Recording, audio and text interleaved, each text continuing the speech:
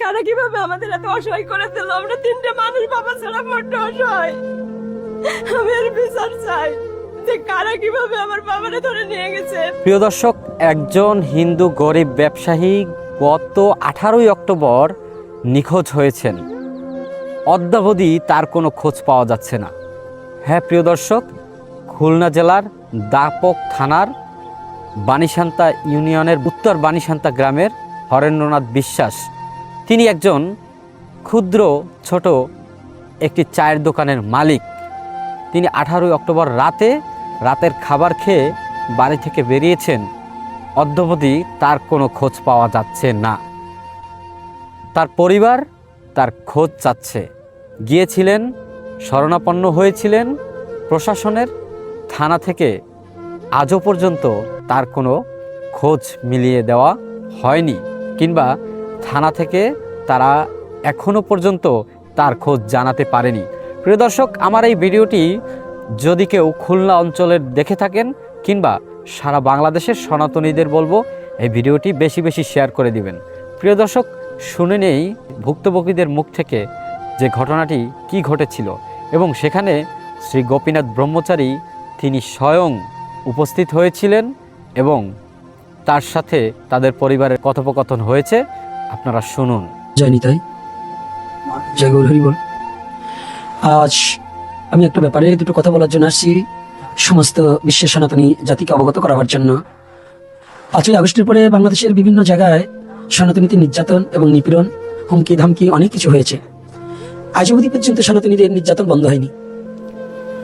এই অন্তর্বর্তী সরকার থাকাকালীন সময়েই খুলনা জেলা অন্তর্গত দাকব থানা উত্তর বাণীশান্তা ইউনিয়নের উত্তর বাণীশান্তা গ্রামের হরেন্দ্রনাথ বিশ্বাস মহাশয় ছোট একটা চায়ের দোকান, যার চায়ের দোকান করেই তার জীবন এবং সংসারটাকে পরিচালনা এবং ছেলেটাকে পড়াশোনা, একটা ছেলে একটা মেয়ে।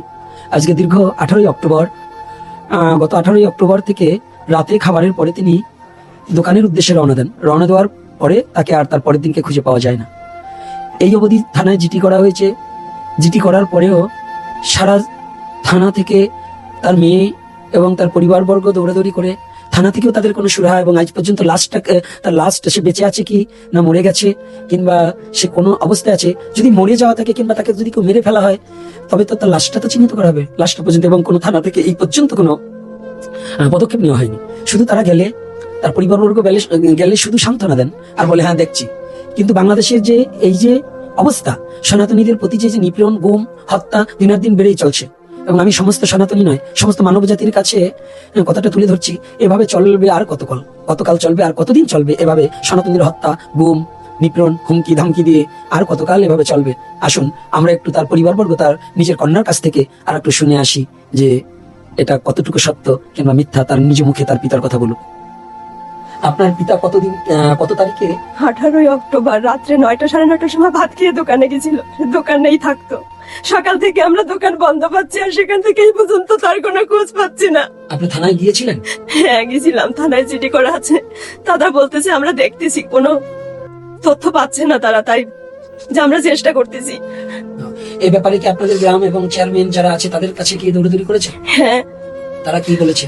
মেম্বার বলেছে আমার এলাকায় নিরীহ মানুষ কার নামে মামলা করার কথা বলবো, সবাই তো নিরীহ, এরকম কাজ কে বা করবে। আর চেয়ারম্যান বাবু সেরকম কোনো আশা অনুরূপ কথা আমাদের বলিনি। কেউ আমাদের পাশে সেভাবে দাঁড়ায় নেই। নিরীহ হলে পরে একটা মানুষ গুম হয় কি করে? সেখানে অন্য জায়গার লোক তার আসেনি।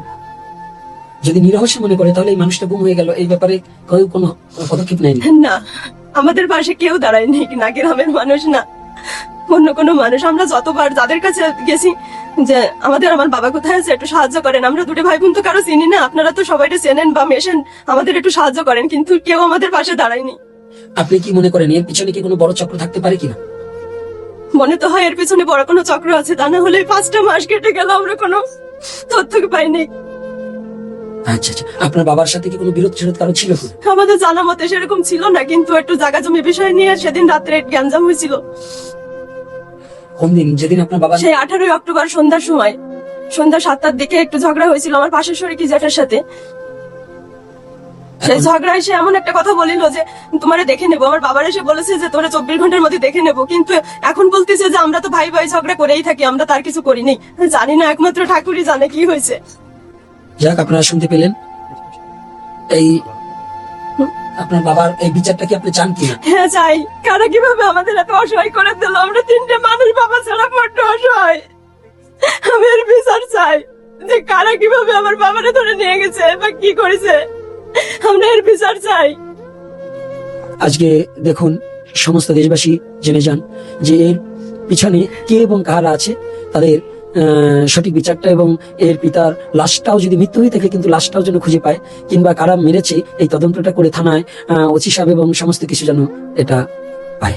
প্রিয় দর্শক, আপনারা পুরো ঘটনাটি শুনতে পেলেন। শোনার পরে আপনাদের কাছে পুরো বিষয়টি কীরকম মনে হয়েছে অবশ্যই কমেন্টে জানাবেন। পাশাপাশি আমি প্রশাসনকে বলবো, এটা তাদের উদাসীনতা নাকি ব্যর্থতা সেটা স্বয়ং তারাই জানে। একটা মানুষ গত 6 মাসেরও অধিক সময় হয়ে গেল নিখোঁজ হয়েছে, এখনো পর্যন্ত কোনো খোঁজ মিলছে না। প্রিয় দর্শক, ভিডিওটি খুব বেশি বেশি শেয়ার করে দেবেন যেন সারা বাংলাদেশ এই ভিডিওটি দেখতে পারে এবং এই মানুষটির সন্ধান মিলে। সে জীবিত কিংবা মৃত এই জিনিসটাই এখনো পর্যন্ত দেশের প্রশাসন খোঁজ নিয়ে জানাতে পারল না। জানি না প্রশাসন কেন এই কাজগুলো করছে কিংবা কেন তাদের এই ব্যর্থতা। ধন্যবাদ সবাইকে।